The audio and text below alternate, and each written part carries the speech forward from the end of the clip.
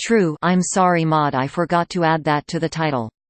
My name is Kyle and I live in a haunted house in Edmonton, Alberta. Well, at least my mom and brother thought so at first, but I was a little skeptical that the house was haunted until something happened to me personally.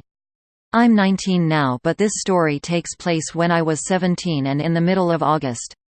First off, I'll list the events that happened to my mom and brother predating the event that happened to me. My mom and brother have both had cases of sleep paralysis in this house, which had never happened before we moved in. They both told me their experiences went like this: they felt like someone was slowly pushing down or sitting on their chests while they were sleeping and would wake up with no one on top of them and being unable to speak or move, which is quite scary when you think about it being helpless like that.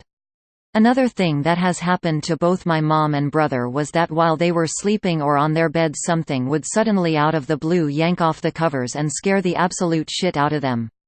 My brother has had this happen to him multiple times, whereas my mom has only had it happen to her once.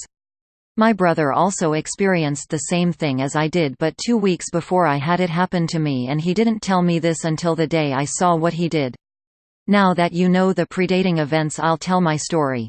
It was a weekend and my mom had left to take my brother to soccer while I was at home in my room playing video games with my buddy.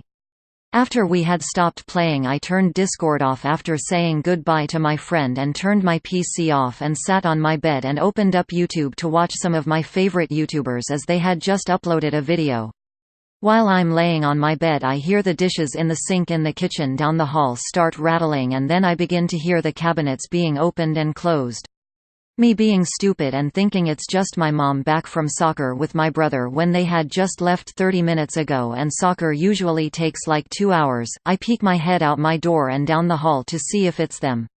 To my shock, it wasn't them. Instead, I see a black mist-like shadow person standing at the end of the hall that leads into the kitchen.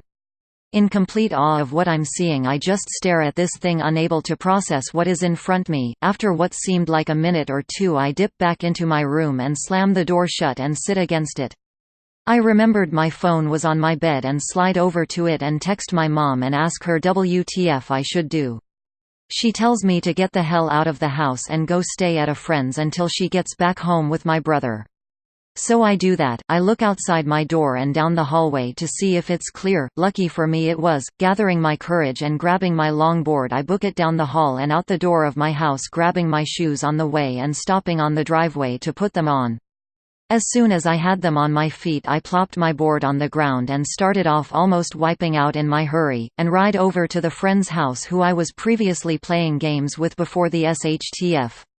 Once I get there, he lets me in and we sit down and I tell him what I saw. To my surprise, he believes me and he tells me one time while he was staying the night at my house he saw what I saw in the kitchen. While he was waking up in the night on the couch, which is in the living room next to the kitchen, he saw a dark figure standing in the kitchen staring down the hall towards my family's rooms, including my own room. Apparently he thought it was a dream since he was still half asleep and groggy as all hell, so he didn't say anything about it and the next day just went on with the fun we were having. Once my mom had gotten home and we felt okay since we had numbers, we decided to enter the house. As soon as we were inside, we could tell that someone or something had been here since all the dishes in the sink were stacked on the counter beside the sink and all of the cabinets were hanging wide open and the dishes inside had been stacked on the counter as well. We decided not to stay the night there and stayed at our cousin's who lived 15 minutes away in Sherwood Park. When we got home, everything was back to normal except the lights in the house were on. Ever since that happened, I am a firm believer of ghosts and the supernatural.